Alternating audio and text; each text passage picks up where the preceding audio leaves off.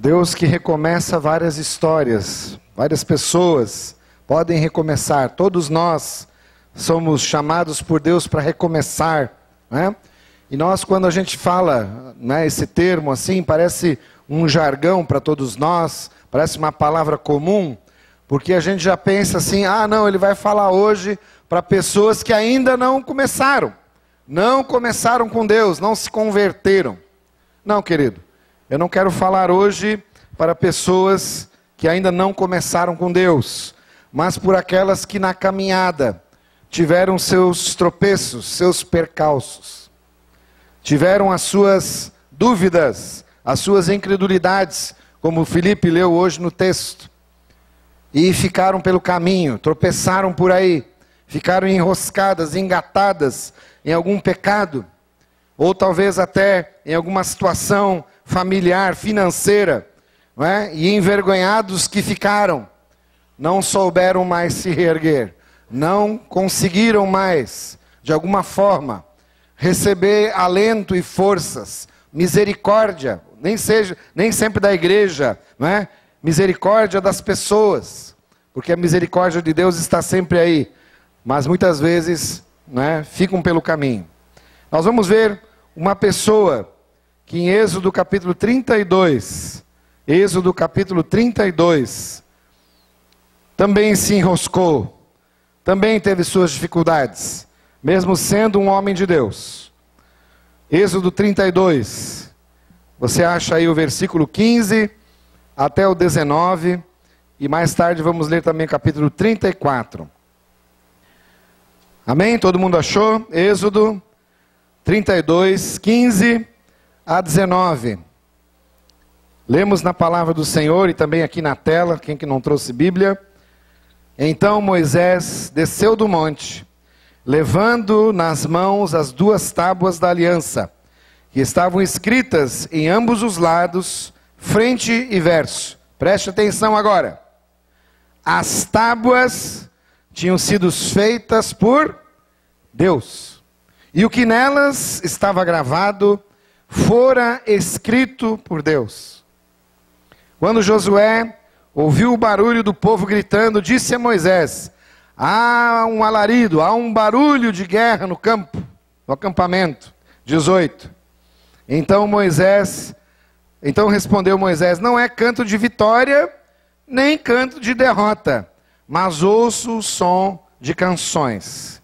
E quando Moisés aproximou-se do acampamento e viu o bezerro, aquele bezerro de ouro feito por Arão, e as danças, irou-se, jogou as tábuas no chão ao pé do monte, quebrando-as. Vamos orar. Senhor, nessa noite de adoração, nessa noite de louvor, nessa noite em que nos encontramos de novo na casa do Senhor, por favor, ensina o nosso coração a recomeçar, da onde a gente parou algumas coisas, onde a gente quebrou algumas coisas, onde a gente, ó Deus, não tem mais coragem de mexer. Senhor, dá-nos graça para recomeçar, dá-nos graça, Senhor, para realmente levarmos a sério a Ti e a Tua palavra. A Sua palavra não pode ser quebrada, a Sua palavra é inquebrável, ela não pode ser rompida, ela não pode ser interrompida. Ela, Senhor, está querendo ministrar o nosso coração nesta noite. Abra a nossa vida, Senhor, ajuda-nos a permanecermos focados em Ti hoje à noite, em nome de Jesus. Amém? Se você me perguntar o que estava acontecendo em Êxodo 32, eu responderia a você que Deus estava ali chamando Moisés para ficar com ele alguns dias no Monte Sinai, e ele começou então a apresentar a Moisés toda a sua lei, os 10 mandamentos, começou Deus mesmo a escrever. Eu não sei se foi com o dedo, como muitos pintores estão assim mostrando que o dedo de Deus escreveu. Eu não sei como Deus escreveu, mas Deus escreveu as tábuas da lei, não é? E enquanto Deus falava com Moisés, o povo, não é, nesses 40 dias em que ele estava falando com Deus, o povo de Deus lá embaixo diz assim: Arão, vem aqui, eu creio que Moisés morreu, porque ele está 40 dias na presença do Senhor, nós não podemos tocar no monte, nós não podemos subir, você também não pode, não tem notícia, não tem e-mail, não tem Facebook, não tem nada,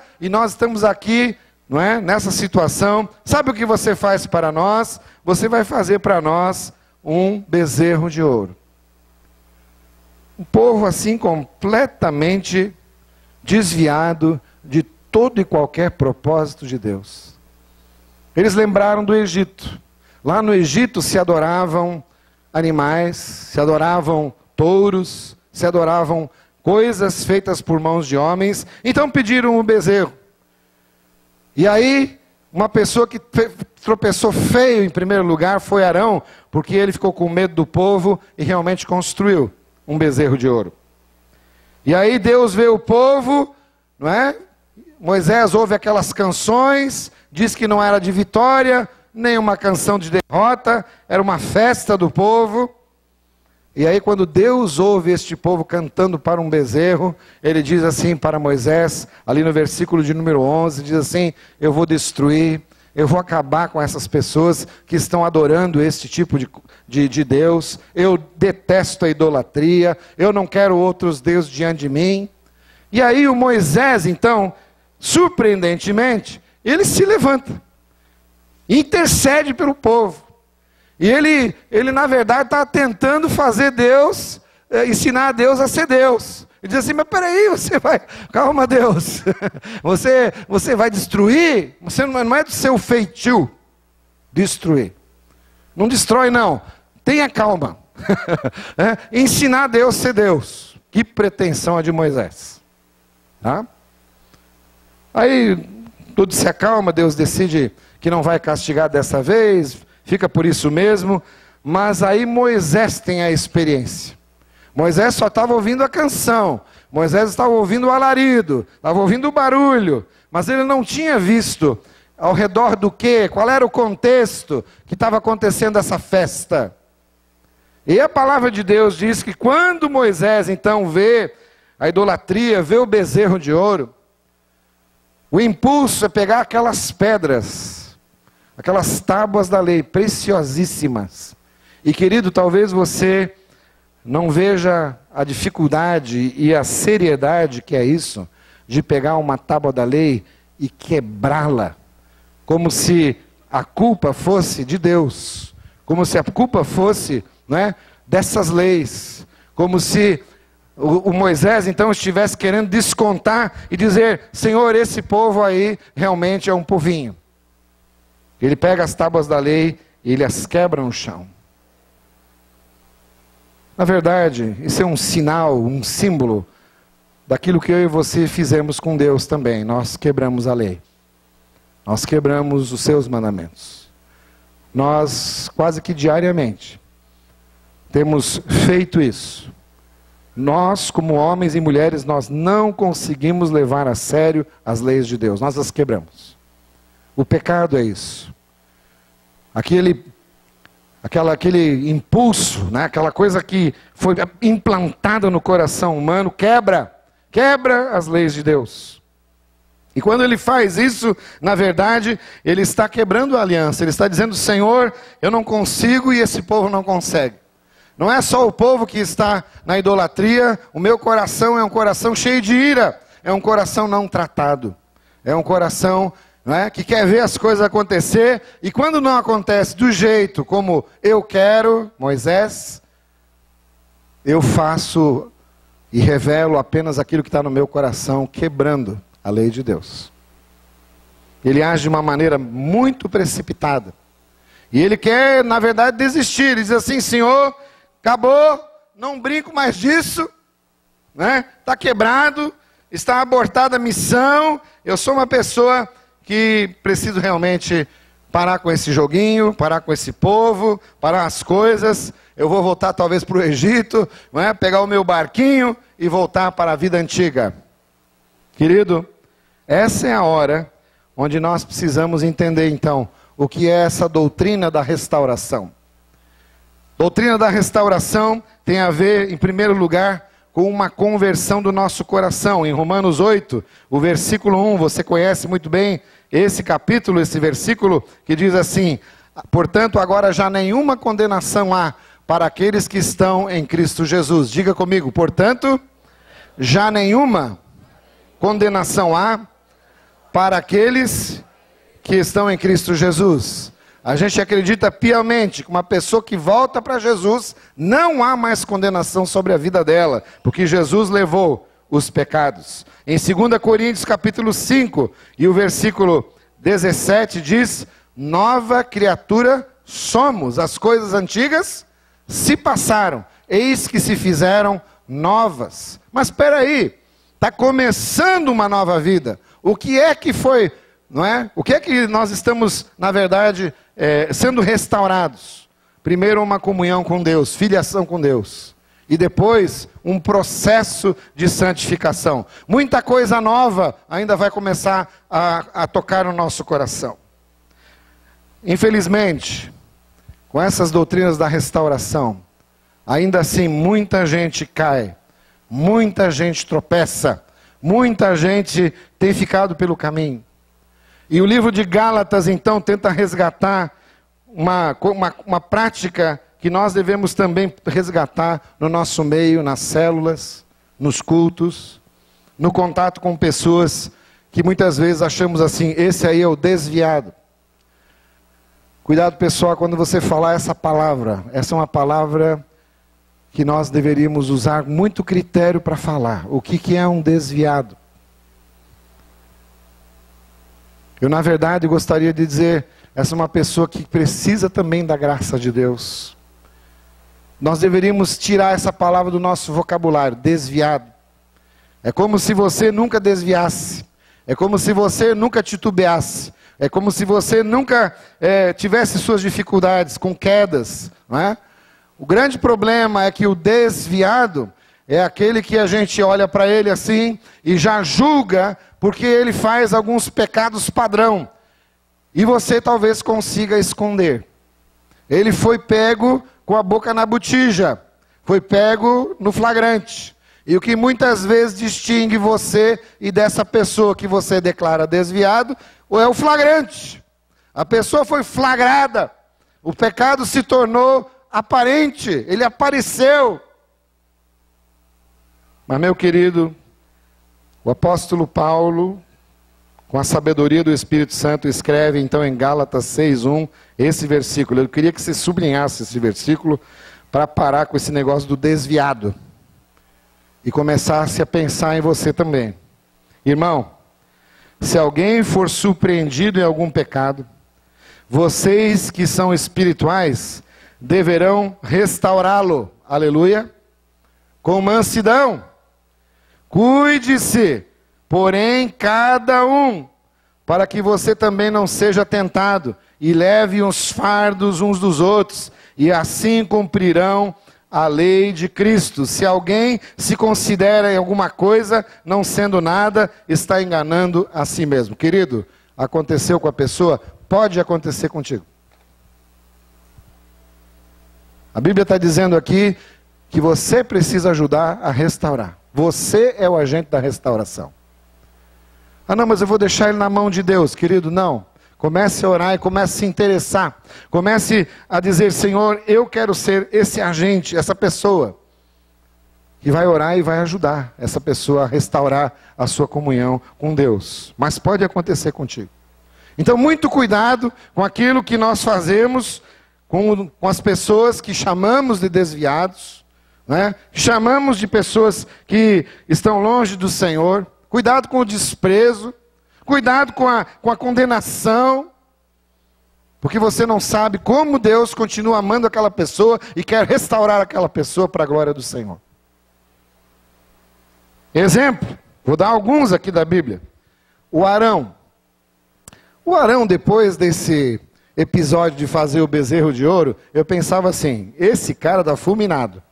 Esse cara vai ser riscado do mapa. Esse aí vai pegar uma lepra, vai morrer. Esse aí vai, não é? Acho que a língua dele vai ficar pesada, não vai poder mais ministrar. O Senhor o constitui, depois desse episódio, perdoa ele. Ele agora é o sumo sacerdote da turma de Israel, do povo de Israel. Ele é restaurado. A gente se perde nos detalhes. A gente pensa que não tem mais chance para essa turma. O próprio Moisés.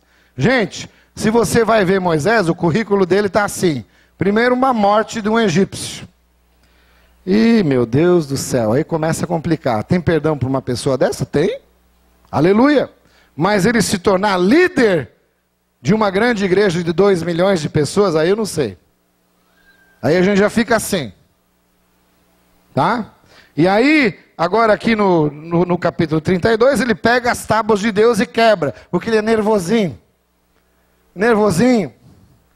Mas o Senhor, ainda assim, dá mais uma chance para ele, restaura ele. Ai, Senhor, eu sou tão nervoso, né? Tão agitado, às vezes eu faço algumas coisas aqui, mas ele estava quebrando as tábuas da lei de Deus. Não é qualquer coisa não, pessoal. Se hoje em dia as tábuas da lei de Deus fossem preservadas e colocadas aqui no museu aqui do centro da cidade de Florianópolis, tinha fila do lado de cada ponte, a pé o pessoal ia lá tentar tocar, fazer alguma coisa com as pedras da lei. Ele quebrou uma coisa muito sagrada. Uma outra pessoa, Davi. Nossa, nós estamos em boa companhia, né, pessoal? A gente pode dizer assim, olha, adultério com Batseba, tudo bem, a gente pode perdoar fácil. Agora, o que ele fez com Urias, será que ele seria membro da nossa igreja?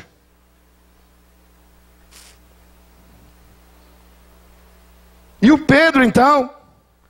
O Pedro, a gente, tudo bem, negou Jesus, a gente perdoa, vem cá, Pedrão, mas aí o cara ser levantado para ser o principal líder da igreja primitiva? Eu digo, ainda bem que eu não sou Deus. Ainda bem que você não é Deus. Ainda bem que você não tem essa obrigação de nomear, de dizer quem é desviado, quem não é. Porque, querido, a história é de Deus e Deus está fazendo a sua obra. E em todos os lugares, Ele se encarrega de levantar aquelas pessoas que tropeçam e caem. Amém? E ainda bem que é assim. Ainda bem que é assim. Porque se nós estaríamos, não é, entrando numa de julgamento aí e fazendo aquilo que nós não deveríamos fazer. Abra Isaías 42. Eu quero que você fique com uma promessa aqui. Isso aqui foi uma lição que Deus me deu através do meu pai, o falecido pai. Isaías 42, versículo 3, diz assim: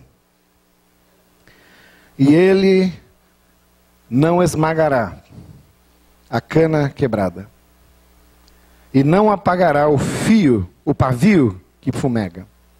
Com fidelidade fará justiça. Vou ler de novo. Ele não esmagará a cana quebrada. Ele não apagará o fio que fumega, e com fidelidade fará justiça. Meu pai, ele tinha uma tobata antiga, ele plantava arroz. Muitas vezes ele pegava aquela tobata e ia para o meio do arrozal, da roseira. E eu pensava assim, nossa, como é que o pai vai fazer isso justamente numa época em que o arroz está começando a carregar, está ficando cheio dos cachos, vai quebrar, nós vamos perder essa colheita. Ele fazia trilho para lá, trilho para cá, e um dia ele me esclareceu e disse assim, você está preocupado, né, que nós vamos perder dinheiro e tal. Mas ele disse, olha, dá uma olhada aqui nesse trilho e dá uma olhada aqui nesse trilho. Esse trilho aqui está um pouco mais baixo, aquele ali já está se levantando. Aqui o pai passou na semana passada, aqui eu passei hoje. O que está acontecendo aqui? Essa aqui foi um trilho onde eu passei. Quebrei um pouco desse arroz. Mas em 2 semanas ele se levanta de novo e fica de pé. Mas pai, é possível isso? Sim, olha só, 1 mês atrás eu passei ali, ele já está todo de pé. 2 semanas, um dia, está todo no chão. Então o Senhor Jesus via isso lá nos campos de Israel, não é? O profeta Isaías viu isso, também Jesus viu isso, e ele é aquela pessoa que não vai pegar. Ah, muito bem, está aqui, ó. Sabia que vocês um dia, não é, teria alguma utilização isso aqui. Tá? Ele não quebrará. Não é? A cana. Como é que é isso? Gente, a gente pode fazer assim, ó. Tá? E o trigo se levanta de novo.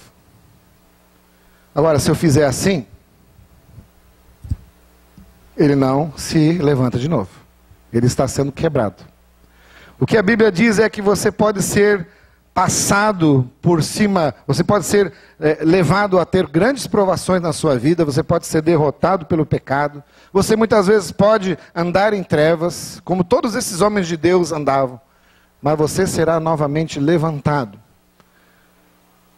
Levantado pelo Senhor, se você se arrepender, e se houver, não é, em você novamente aquela disposição de servir ao Senhor. Ele não vai quebrar você. O Senhor não quer quebrar você.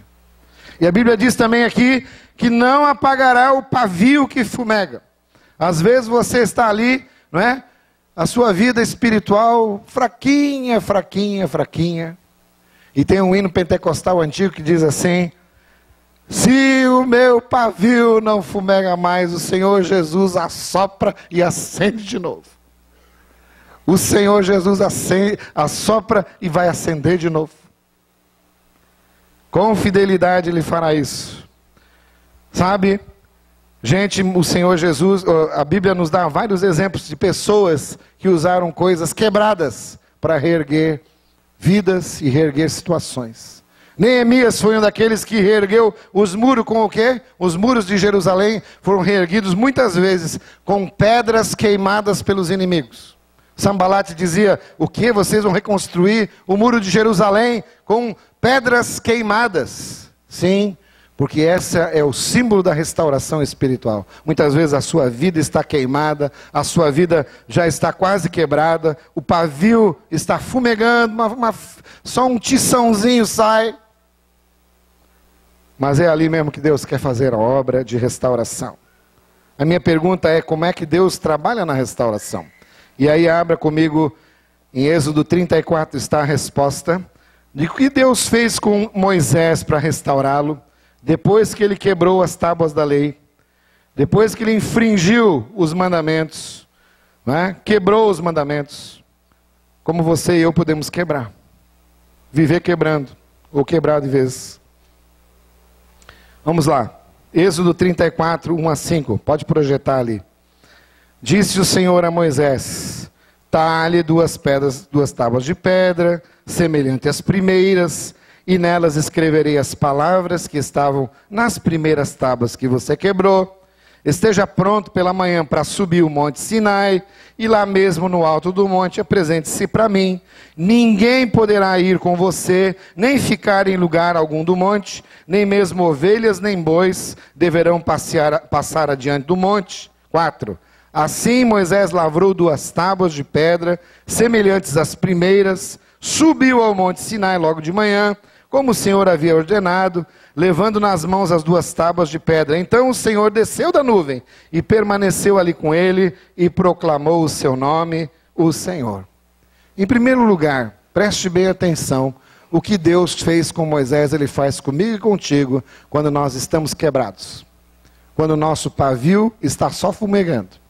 Em primeiro lugar, Deus convence Moisés e o responsabiliza. Sabe, gente, hoje em dia nós queremos colocar a culpa no diabo, muito rapidamente. Foi o diabo que me fez fazer as coisas. Ou foi então a minha mulher, Adão, fez assim, a minha mulher. Essa que você me desse, essa coisinha linda aí, me fez pecar. E aí a Eva, não é, falou para o Adão e olhou para a cobra, passou a bola para a cobra. Né? E a cobra, como não tinha braço, ficou por ali mesmo e ficou sendo culpado. Eu acho que o diabo anda muito deprimido por aí, porque a gente está culpando ele de coisa que ele nunca fez. Ele deve ser um ser depressivo, tá?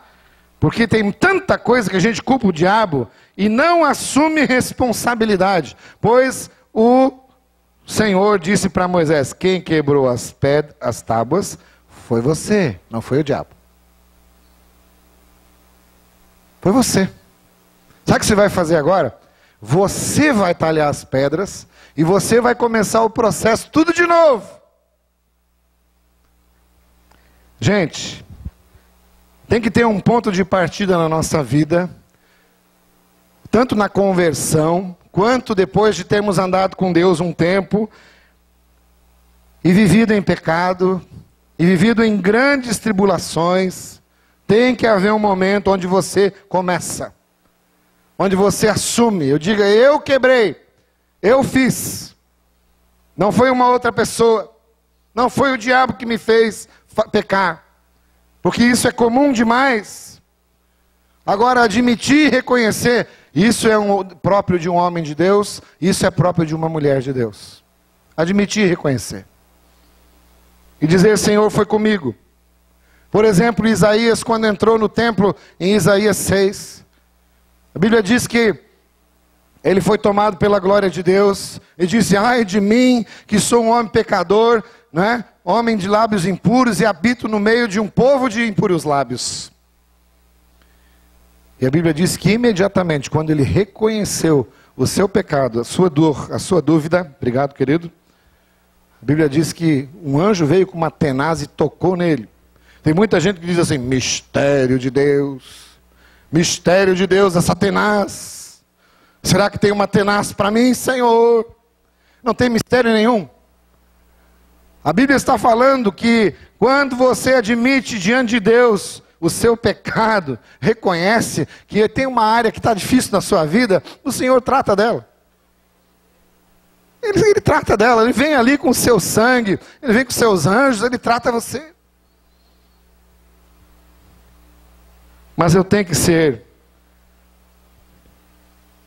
corajoso e responsável mesmo, responsável diante de Deus, e não começar a transferir a minha responsabilidade para ninguém. Aliás, antes mesmo da fé, vem o arrependimento. O Senhor só coloca fé na sua vida e começa a dar a você as armas para você lutar quando você admite que é pecador. E aí sim, você começa a ter fé. Então, antes de fé, vem arrependimento. Eu me arrependo, eu fui responsável, eu quebrei, eu pisei na bola. Não foi o diabo. Não estou transferindo responsa para ninguém. Para ninguém. Então, esse é o primeiro ponto. Você quebrou Moisés, você vai consertar. Segundo lugar, Deus o leva a aceitar as consequências. Pessoal, não adianta. Todo pecado tem suas consequências. Toda mentira que precisa ser confessada, às vezes já levou longe demais um processo e às vezes tem consequências. Na vida de Davi, teve consequências. Na vida de Moisés, teve consequências também. Qual foi a consequência? Suba o monte de novo. Subir o monte Sinai hoje é um mumu, porque o pessoal fez uma rampinha para turista lá, o pessoal sobe. Ai, subiu o monte Sinai. Agora, naquela época, pessoal, não tinha rampinha para turista. Aí era dose para leão. Entendeu? Subir o monte Sinai e ficar lá 40 dias sem comida, de novo, consequência. Você vai subir de novo. Aliás, você vai me ouvir de novo durante 40 dias, pregando o mesmo sermão. Amém? Tá? Você já ouviu o sermão, já tinha escrito ele tudinho nas tábuas, já estava escrito, já estava com o sermão, já ia pregar para o povo. Você quebrou, você vai ouvir o sermão de novo. Você vai ter que talhar as pedras, você vai ter que descer o monte de novo. Todo o pecado na nossa vida, principalmente quando ele atinge outras pessoas, ele tem consequências. Um dia Natan veio para Davi e disse assim, olha, tem um homem aí que tem uma ovelha e tem um rei que tem várias ovelhas, e aquele rei então pede para que a ovelhinha seja sequestrada e mata, não é, o dono da ovelha. E aí o Davi ficou então indignado, disse assim, tem que prender esse homem, tem que matar esse homem. E Natan olha para ele e diz assim, este homem é você. E sabe por que Natan usou isso aí? Porque Jesus falou assim, é muito mais fácil tirar o cisco do olho do outro do que tirar a trave do seu olho. Isso aí já é universal, Jesus sabia disso. Então, o Davi, ele admitiu que realmente é uma coisa terrível o que fizeram na historinha aí, esse rei fez com essa pessoa. Mas quando o rei era ele mesmo, a vergonha chegou. E a Bíblia diz que houve consequências. Houve povos ao seu redor que se aproveitaram desse pecado. Houve a morte do seu primogênito e ele fez 7 dias de jejum e oração, pediu, Senhor, por favor, meu filho não, mas não teve jeito. Pode fazer jejum e oração, teve consequência, morreu o seu filho. Eu acho que o apóstolo Paulo, eu chamo o apóstolo Paulo aquele que tem o dom do para-raio, porque depois que ele se converteu, querido, ele era o para-raio do Senhor, né?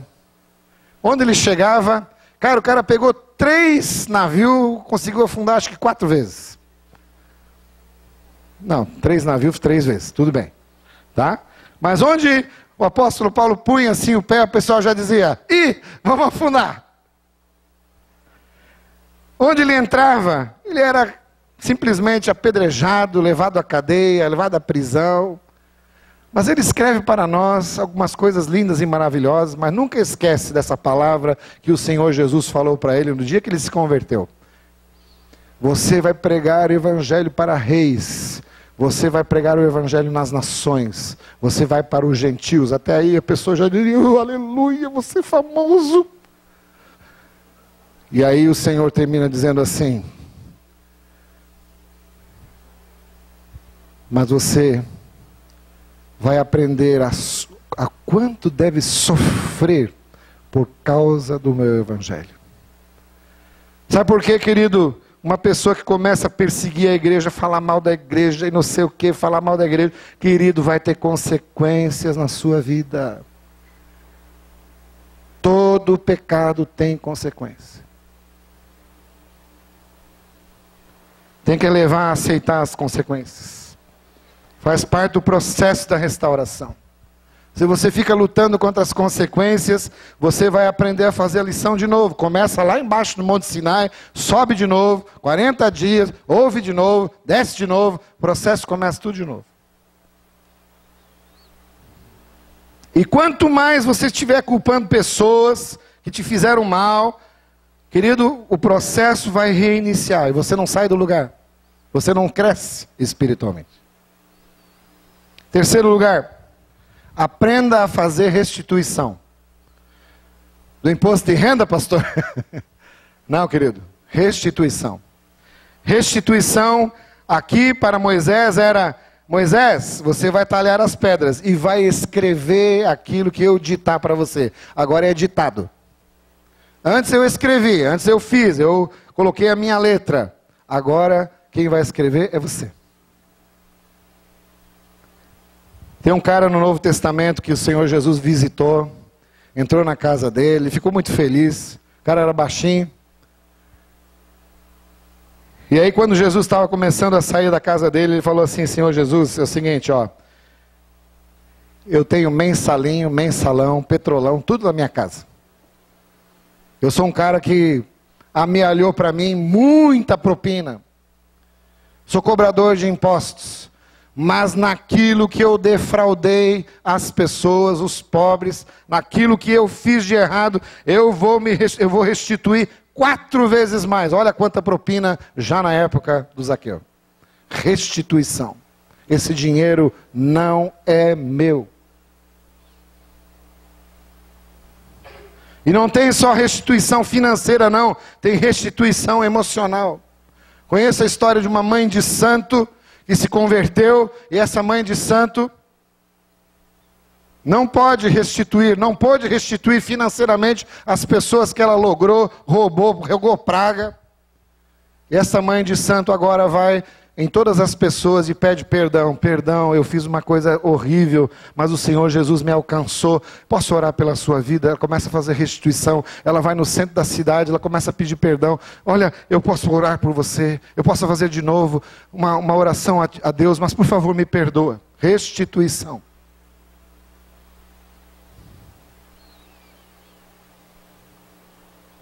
Se você foi uma pessoa que se irou contra seus pais, contra seus vizinhos, seus amigos, agora se converteu e anda de narizinho empinado assim, ó. Misericórdia desse povo, Senhor. Se humilhe, querido, restitua, vá pedir perdão para essas pessoas. Perdão. O cristão não pode agir assim. Perdão, querido, perdoa, me perdoa. Restitua. Moisés, agora você não vai ganhar as tabuazinhas escritas pela minha mão, não. Agora é você que vai escrever. E você vai ter que escrever, querido. Você vai ter que, né, com aquelas pessoas que você feriu, você vai ter que te pedir perdão. Sabe, nos princípios do AA, do NA, né, até dos sexólicos anônimos, tem esse princípio de retratar e consertar. Não é? Porque esses princípios vinham lá da Bíblia, na origem dos alcoólicos anônimos, na origem dos narcóticos anônimos, todos esses que estão nos 12 passos, tem que retratar, e tem que falar para as pessoas, e tem que consertar. Quarto lugar, vamos apressar. Gente, até aqui a gente poderia dizer assim, nossa, que maravilha. A pessoa se responsabilizou, a pessoa voltou, confessou, a pessoa restituiu, beleza. Mas eu quero chamar uma atenção a você para esse último versículo 34, versículo 29 a 32, que diz o seguinte. 29 a 32. Ao descer do monte Sinai com as 2 tábuas da aliança na mão, Moisés não sabia que o seu rosto resplandecia por ter conversado com o Senhor. E quando Arão e todos os israelitas viram Moisés com o rosto resplandecente, ficaram com medo de se aproximar dele. Ele, porém, o chamou. Arão e os líderes da comunidade atenderam, e Moisés falou com eles. Depois todos os israelitas se aproximaram, e ele lhes transmitiu os mandamentos que o Senhor lhe tinha dado no monte Sinai. Querido, cumprir a missão é importante. Tem muita gente que é restaurada a comunhão com Deus, tem muita gente que chora e volta, é abraçado pela igreja, é abraçado pela comunidade de fé.